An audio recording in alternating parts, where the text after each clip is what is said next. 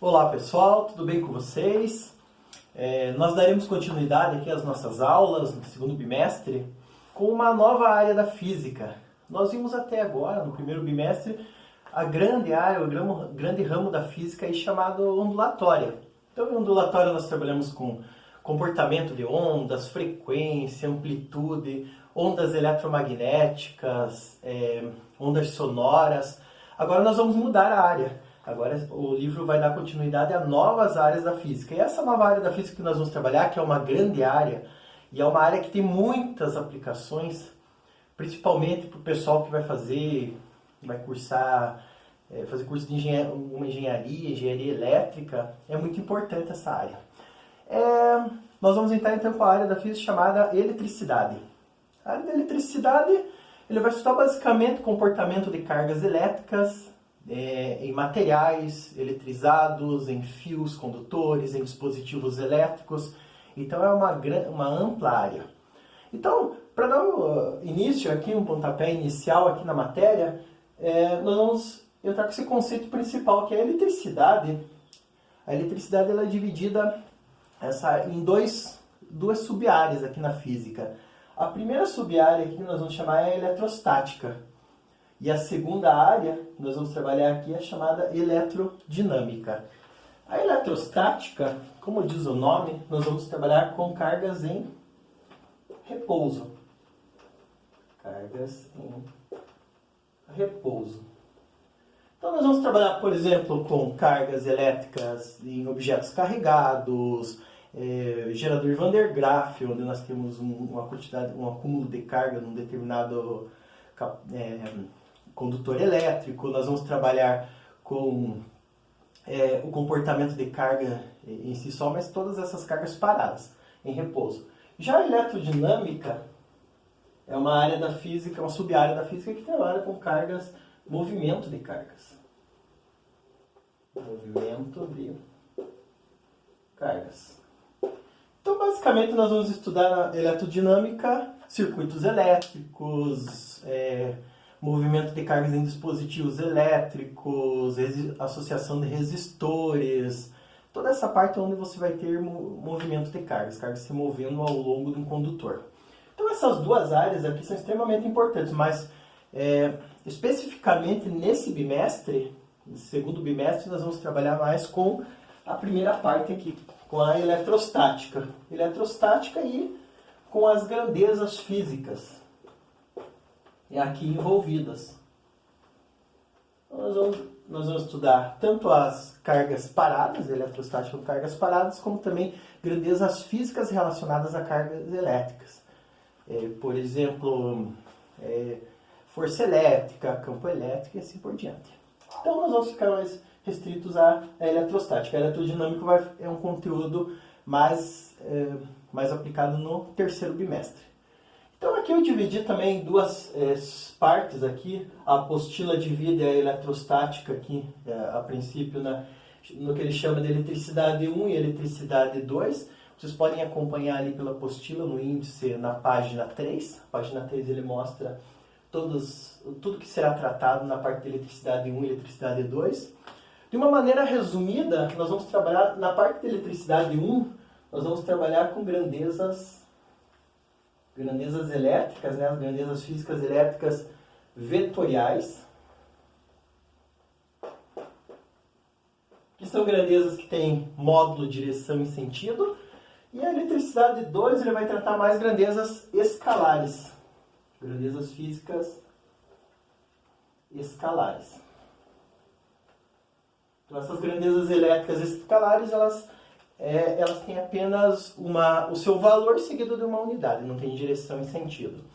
O que vai tratar da eletricidade 1, então, dos conceitos iniciais aqui? Nós vamos subdividir nas seguintes, nós vamos trabalhar aqui, entender o que é o processo de eletrização.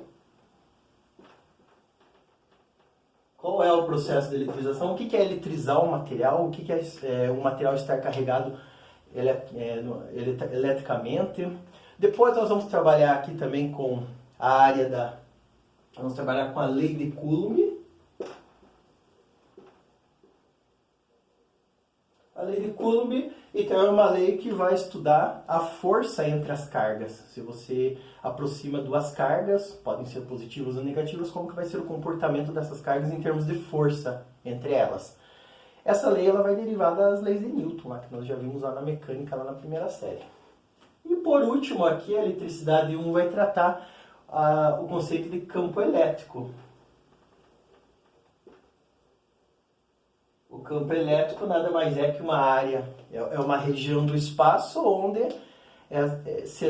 será sujeito a forças elétricas, onde determinadas cargas colocadas nessa região do espaço serão sujeitas à influência de uma força elétrica, beleza? E daí aqui de maneira geral, só para a gente ter uma ideia do todo que nós vamos estudar nesse bimestre, nós vamos ver também, na eletricidade 2, nós vamos ver aqui a chamada energia potencial elétrica. Energia potencial elétrica. Essa energia potencial vai ser a energia entre uma ou mais cargas. Nós vamos ter aqui também o chamado potencial elétrico. Potencial elétrico. É a partir do potencial elétrico, a partir da diferença de dois potenciais elétricos, que surge a grandeza física que nós conhecemos no dia a dia, que é chamada de voltagem, né, ou diferença de potencial. Agora, e também, nós vamos estudar a distribuição de cargas ao longo de energia potencial, do potencial elétrico, e fechar com o assunto de capacitores. O que seria um capacitor? É um dispositivo elétrico que acumula cargas. Só que nós vamos estudar o acúmulo dessas cargas de uma forma estática. O capacitor do dispositivo elétrico ele vai acumular cargas e depois ele pode descarregar em um determinado circuito elétrico. Então, de maneira geral, é esse assunto que nós vamos tratar no bimestre, mais especificamente a eletrostática. Certo? Eu vou dar início, o que nós vamos trabalhar na aula de hoje é uma introdução sobre essa parte de eletricidade. Nós vamos entrar aqui com o conceito básico de eletrostática. Um pouco de história, nós vamos ver um histórico de eletrostática, como que foi observada as cargas elétricas, de uma maneira geral, como que ela foi medida também. Então, dando continuidade aqui, eu vou apagar esse lado, para nós começarmos então. Eu vou passar um histórico, mas vocês podem acompanhar.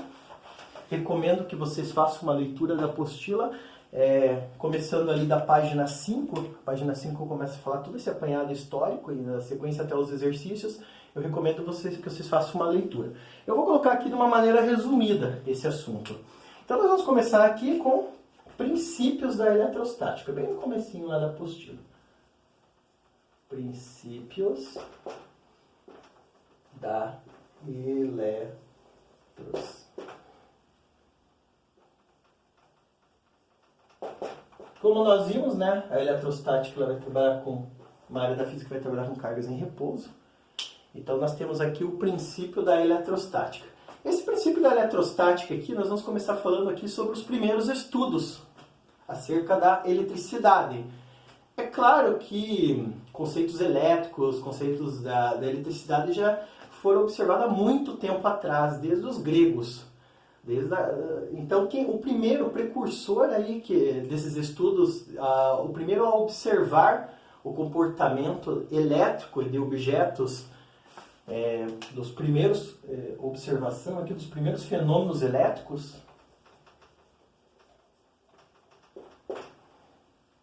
quem que foi que fez essas primeiras observações?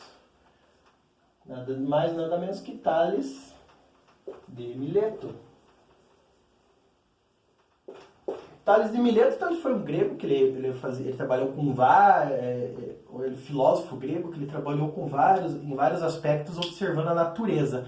E uma das observações que ele fez na natureza, Tales de Mileto, a partir de nasceu em 1624 a.C., e ele observou o comportamento elétrico de determinados materiais.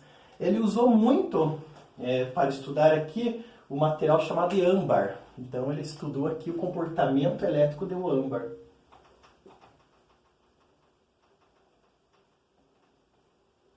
Comportamento elétrico elétrico do âmbar. O que é o âmbar? O âmbar nada mais é que uma resina, que é produzida na seiva da árvore, para proteger a árvore. E o que acontece? Essa resina, a árvore ela expele essa resina para protegê-la de insetos, de parasitas, fazendo com que... E ela endurece, essa resina endurece. Então, e essa resina, ela tem... Se você começar a tritar essa resina com outros materiais, ela carrega eletricamente. Então, isso que ele fez, esse experimento que ele realizou. Ele pegou essa resina dessa planta, começou a tritar com peles de animais, e ele notou que quando ele atritava com peles de animais, ele encostava essa resina em determinados materiais, ele atraía ou repelia os materiais. Então, a primeira observação que ele fez, ele chegou à conclusão que essa força de atração ou repulsão que acontecia do âmbar com esses materiais tinha propriedades chamadas propriedades elétricas, certo? Então, a primeira observação foi feita por Tales de Mileto, observações elétricas. Depois de Tales de Mileto, muito tempo depois, no século XVII, Gilbert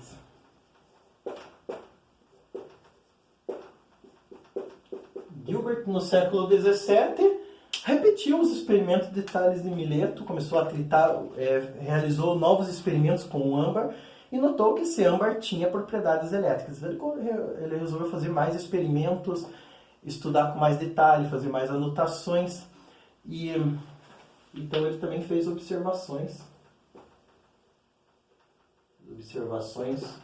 com o âmbar.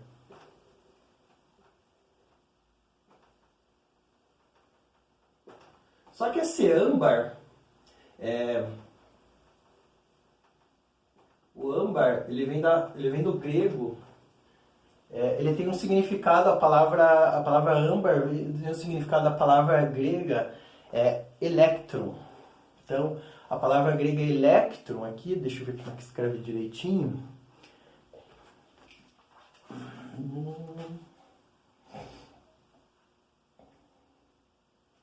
Escreve com K, electron. Essa palavra electron, então ele começou a chamar esses comportamentos elétricos, ou quando você carregava o âmbar, quando você atritava o âmbar, ele deu o nome aqui dos objetos serem eletrizados, da palavra electro. Então a palavra âmbar significa electro. O que nós temos? Ele foi o que deu o pontapé inicial de você chamar do termo eletricidade na área da física, então, devido à palavra âmbar. Lembrando que aqui, quando se refere a esse âmbar ou esse elétron, eles não tinham mínima noção, eles não sabiam da existência de cargas elétricas dentro do objeto. Tá? E muito menos a existência do elétron, né, como partícula que a gente conhece hoje. Né? Então, isso foi estudado muito depois. Até aqui foram só observações. Haviam pequenas medidas, mas nada numericamente, nada quantitativas. Então, quem continuou com essas medidas da carga elétrica, o estudo mais aprofundado da carga elétrica, quem deu essa continuidade, esse estudo, foi Thomson. Então, Thomson foi um dos cientistas que mais se destacou a esse estudo, porque ele realizou medidas. Ele realizou medidas provando a existência de cargas elétricas no objeto, ou seja, quando o objeto era carregado ou descarregado eletricamente. Então, esses estudos, eles deram início aqui, estudos de carga elétrica, vamos dizer. O conceito de carga elétrica que nós conhecemos hoje, né? Os primeiros estudos, eles foram dos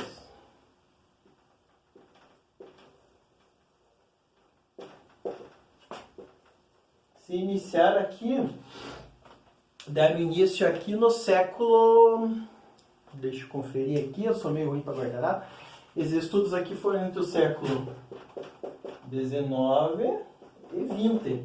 Esses estudos aqui do século entre XIX e XX foram feitos diversos experimentos a fim de você definir cargas elétricas ou até definir propriedades básicas ou do que a matéria era formada. Que hoje nós sabemos que o átomo é formado por prótons, elétrons e nêutrons, mas naquela época eles tentaram descobrir esses elementos, essas estruturas a partir de experimento. Então, como eu falei, quem deu esse pontapé inicial aqui foi Thomson.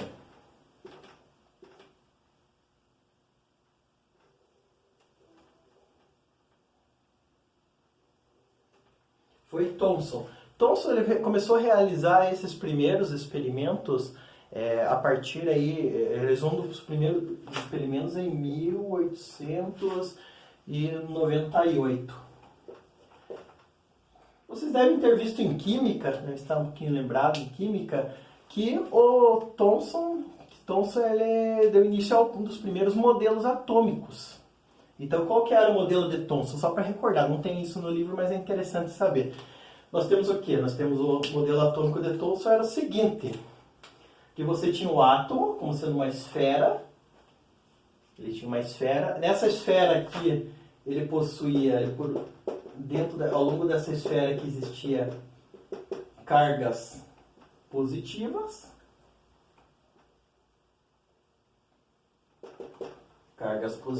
ao longo da esfera, e mergulhado nessas cargas positivas existem então estruturas diferentes das cargas positivas, que são cargas que eles chamam de cargas negativas, ou seja, cargas negativas mergulhadas nessas cargas positivas.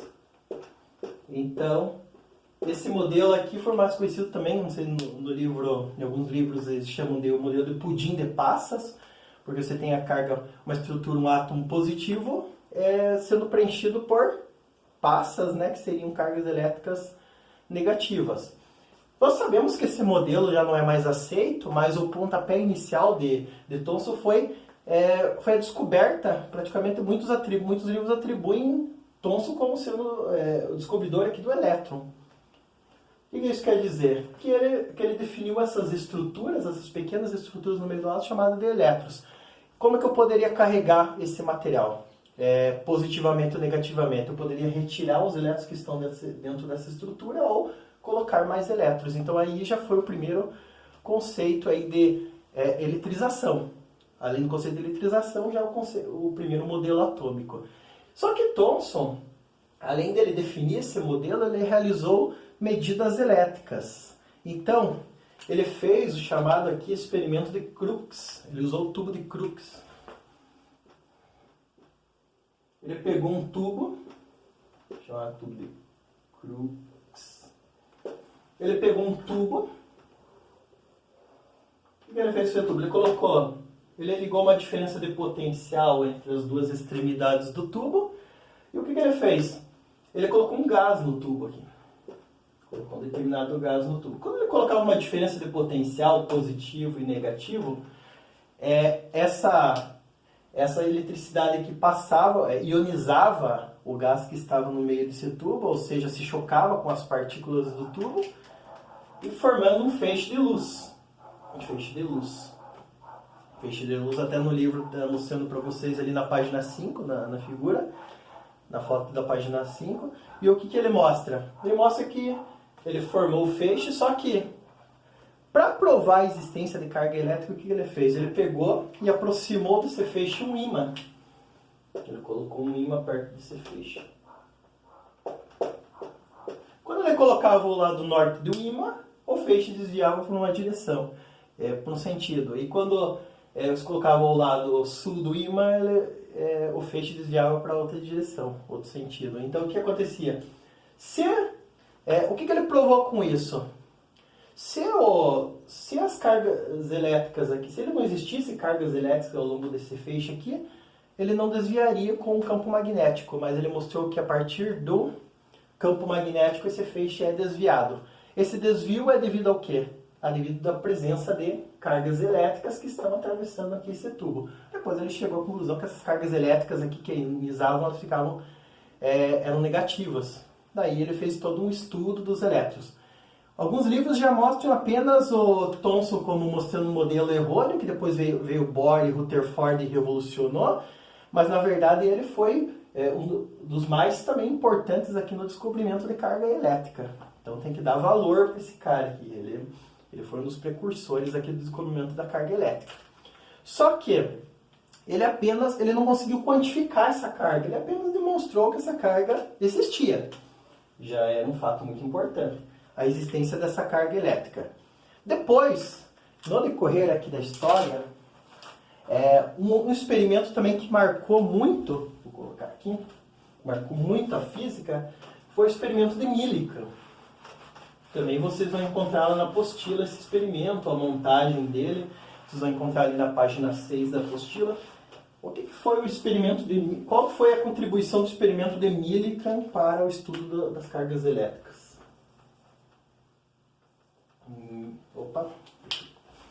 Millikan. Muitos livros não citam, né, Millikan, né?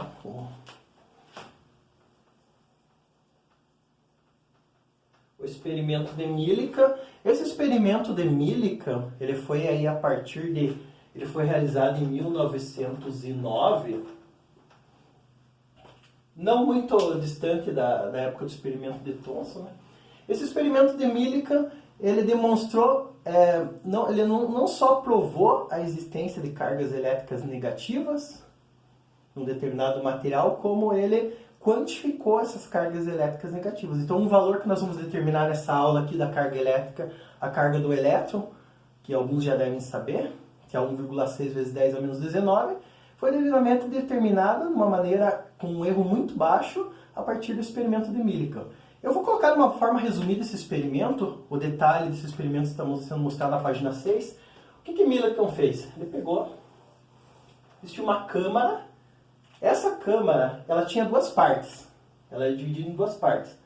Ela tinha a parte de cima e a parte de baixo. E entre essas duas partes existia uma divisória e existia um pequeno orifício nessa divisória aqui. Um pequeno orifício entre uma divisória e outra. O que acontecia? Na parte de cima, o que foi feito? Na parte de cima foram ejetados aqui, foi ejetado gotículas de óleo. Foi borrifada gotículas de óleo nessa parte de cima aqui. Essas gotículas eles tentaram borrifar de uma maneira que essas gotículas fossem a menor possível. Aqui ele não mostra qual que é o diâmetro dessas gotículas, mas a menor possível. Essas gotículas de óleo, elas ficaram aqui borrifadas aí na parte de cima da câmara. O que aconteceu? O que eles fizeram então daí dessa câmara? Deixa eu só pegar aqui o valor da carga. Né? Ele colocou na parte da metade aqui da câmara, carregou essa câmara com cargas positivas. E na parte de baixo existia uma placa metálica carregada negativamente. Então, uma diferença de potencial aqui. Quando essas gotículas começaram a passar por esse orifício, começaram a atravessar por esse pequeno buraquinho aqui, elas começaram a cair na outra câmara, essa outra câmara estava carregada eletricamente. É mais ou menos como se fosse o experimento ali do ímã. Você tinha um ímã, um agente externo, movimentando essas cargas. Aqui não, aqui existia um campo elétrico, uma diferença de potencial que estavam sensibilizando essas cargas. Como que essas cargas elas foram observadas? Mas como que essas gotas de óleo foram carregadas? Ele pegou, na verdade essas gotas de óleo não estavam carregadas eletricamente ainda. Daí quando ela caiu no orifício de baixo aqui da câmara, ele pegou e iluminou com um feixe aqui. Um feixe de luz aqui, e ele jogou esse feixe de luz e ionizou essas partículas, ou seja, carregou eletricamente essas partículas, com carga negativa, provavelmente. Então ele ionizou essas partículas, e as partículas carregadas eletricamente, equivalente ao tubo de Crookes, começaram a viajar aqui começaram a passear aqui por essa parte de baixo da câmara. Só que o que acontece? Devido a essa diferença de potencial, essas cargas tomaram uma direção. E ele, a partir dessa direção que essas cargas tomaram, ele conseguiu observar. Ele pegou uma lente aqui. Pegou uma lente e começou a observar com essa lente como que essas cargas, como é que essas gotículas elas desviavam, para que lado que elas iam, qual que é a velocidade que elas atingiam, qual que é a aceleração. Aí, a partir das leis de Newton, do conceito de movimento, que você sabia muito lá, já se sabia muito sobre isso, o movimento, a mecânica de Newton já estava totalmente definida, né, nessa época. Então, o que nós tínhamos? A partir de conceitos mecânicos, ele estudou o movimento e a aceleração dessas cargas e se chegou ao valor dessa carga elementar. E o interessante é que ele não chegou no valor da carga da gotícula, e sim a carga elementar do elétron. Então ele chegou a partir desse experimento que a carga do elétron, que a gente vai chamar de E, carga elementar,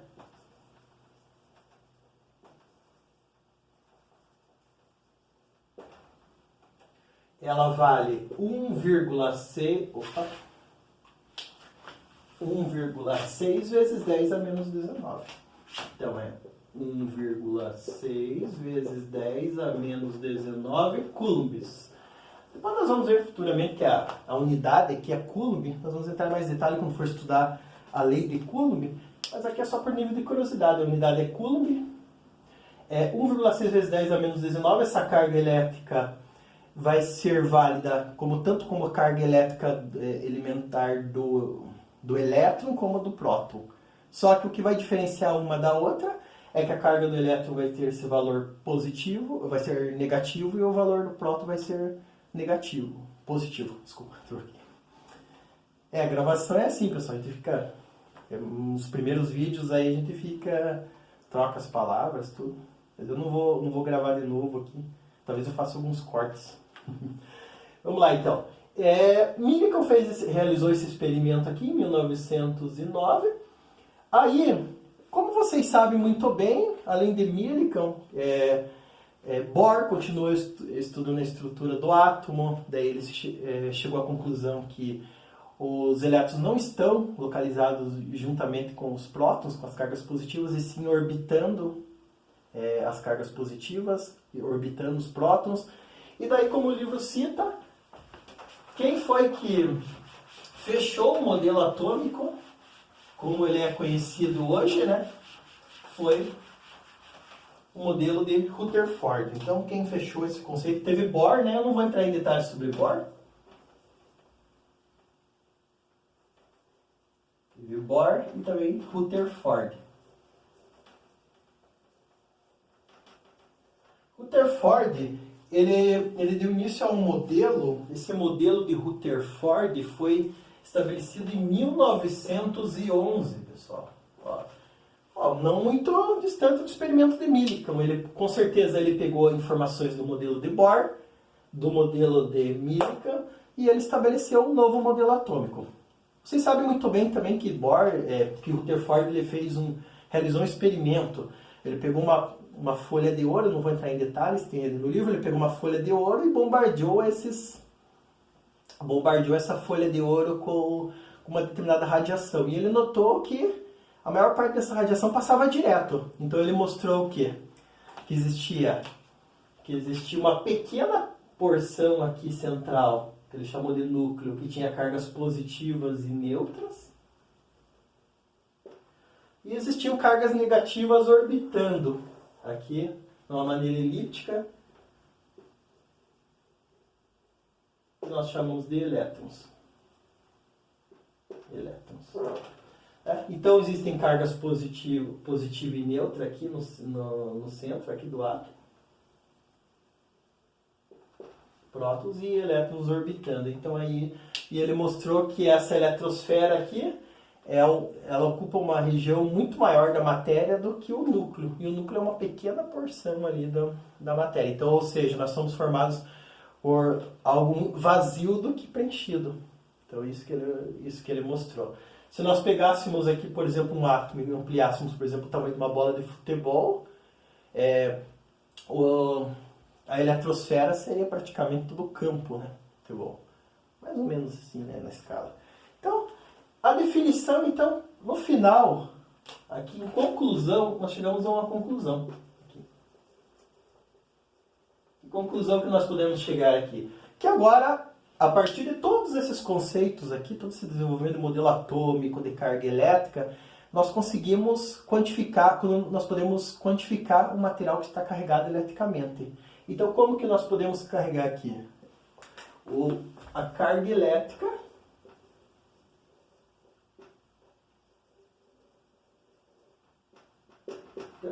é definida como